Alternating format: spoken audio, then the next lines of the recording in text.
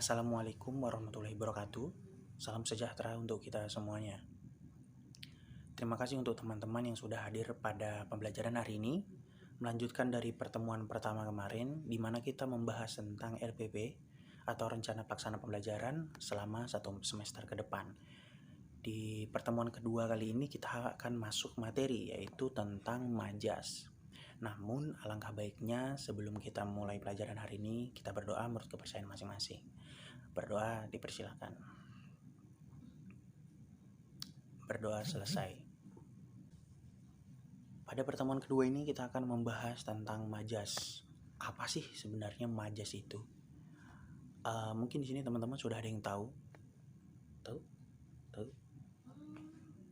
Nah, majas sendiri atau biasa disebut gaya bahasa adalah bentuk gaya bahasa untuk mendapatkan suasana yang dapat menghidupkan suatu kalimat agar menjadi menarik dan keren.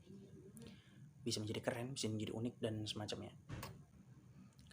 Dalam bentuk jenisnya, majas itu ada 3 jenis. Yang pertama ada majas perbandingan, majas sindiran, dan majas penegasan. Lalu majas perbandingan itu yang seperti apa sih? Sesuai namanya, majas perbandingan itu membandingkan antara kata atau frasa yang satu dengan kata frasa yang lain. Lalu masuk ke majas sindiran. Majas sindiran ya sesuai juga dengan namanya. Majas ini berupa sindiran untuk orang lain, baik itu melalui perkataan maupun perbuatan. Lalu yang ketiga ada majas penegasan. Gaya bahasanya adalah mengulang sesuatu dan diulang kembali. Nah, dari ketiga jenis ini ternyata ada bentuk cabang-cabangnya lain. Contohnya sendiri ada majas perbandingan. Kita masuk materi. Di majas perbandingan sendiri, salah satunya ada alegori. Alegori itu apa sih? Diungkapkan dengan ungkapan kiasan atau penggambaran. Nah, contohnya itu kayak apa? Jadi orang itu seperti padi, semakin berisi, semakin menunduk. Di majas ini, orang itu diibaratkan dengan benda atau tumbuhan, tanaman, yaitu padi, di mana padi itu semakin berisi, semakin menunduk. Sama juga dengan sifat orang. Semakin dia berisi atau berilmu, semakin rendah dirinya. Lalu ada metafora. Metafora itu apa? Metafora itu menggunakan atau memakai analogi dengan perumpamaan pada 2 hal yang berbeda. Kita ambil contoh. Si jago merah telah menghabiskan seluruh rumah. Si jago merah itu apa? Si jago merah adalah analogi dari bentuk api. Lalu ada litotes. Litotes itu apa? Menggunakan ungkapan penurunan kualitas untuk merendahkan diri. Biasanya orang-orang yang malu atau memang dia nggak pengen dilihat sombong. Contohnya kayak gini. Mampir mas, maaf rumah kami kecil. Biasanya itu orang-orang yang kecil yang ngomong dengan atasannya, bosnya atau apa. Nggak pede lah dengan rumahnya. Lalu yang paling sering mungkin teman-teman juga sudah tahu, itu ada hiperbola. Hiperbola itu apa? Itu diungkapkan secara berlebih-lebihan. Nah, contoh nih, demi kamu gunung kan ku daki, laut pun kan ku seberangi. Kayak gitu contohnya.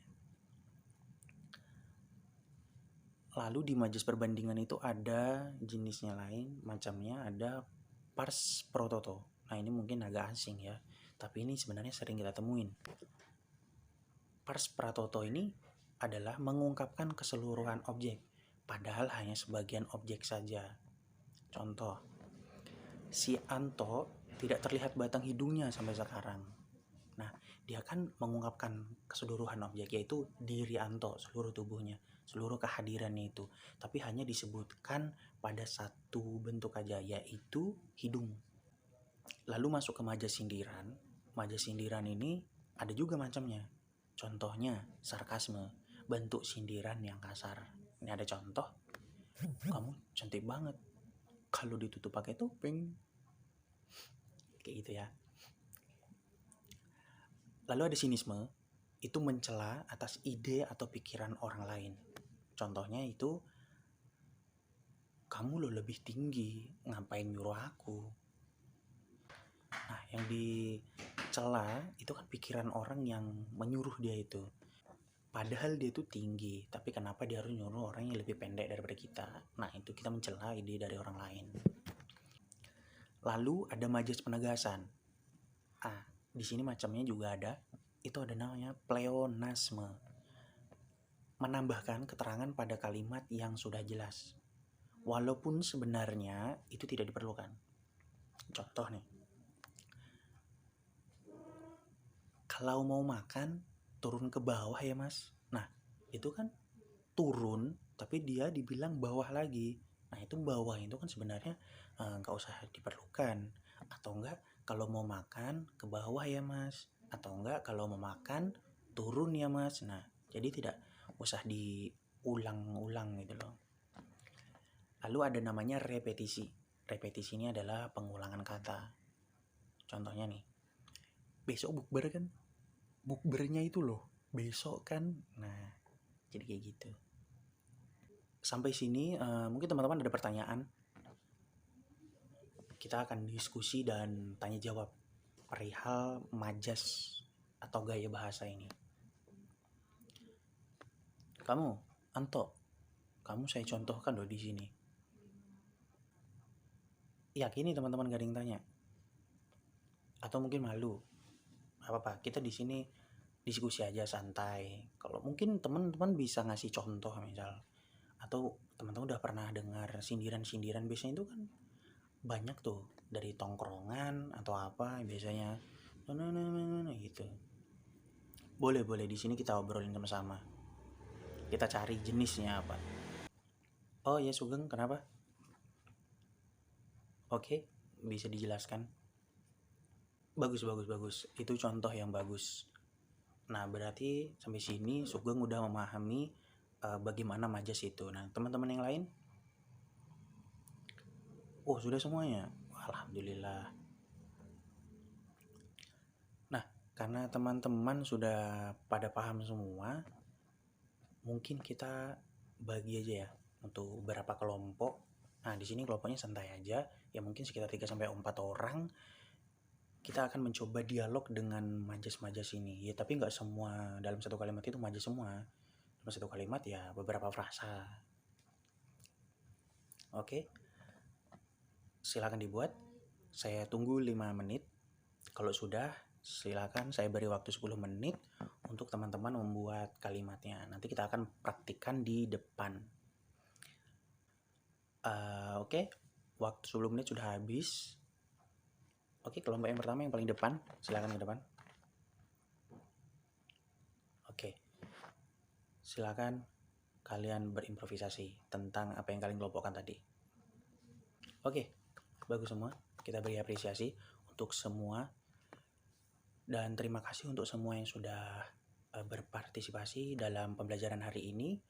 Semoga materi pada hari ini dapat kita praktikkan dan kita terapkan pada kehidupan sehari-hari. Nah, sebenarnya fungsi dan tujuan dari majas itu apa? Dalam karya sastra sendiri, menurut Sapardi, ia dapat menciptakan efek yang lebih kaya, lebih kreatif, dan sugestif. Kalau dalam kehidupan sosial, mungkin kita bisa menyindir dengan cara halus, walaupun sebenarnya lebih baik kita ngomong langsung ya. Terus itu juga sebagai penguat suatu peristiwa, kita menggunakan kalimat penegasan atau majas penegasan tadi, baik itu repetisi dan seterusnya.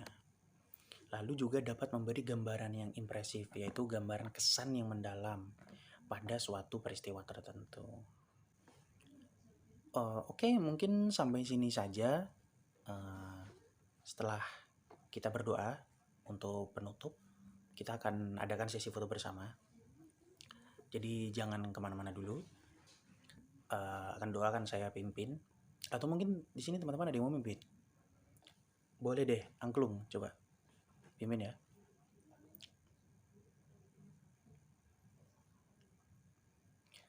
Oke teman-teman, silakan maju ke depan.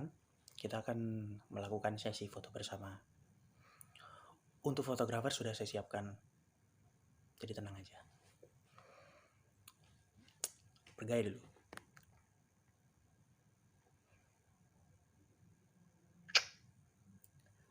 Oke, terima kasih teman-teman. Mudah-mudahan kita dapat bertemu lagi di pembelajaran pada materi yang selanjutnya. Terima kasih untuk kerjasamanya hari ini. Wassalamualaikum warahmatullahi wabarakatuh. Tepuk tangan untuk kita semuanya.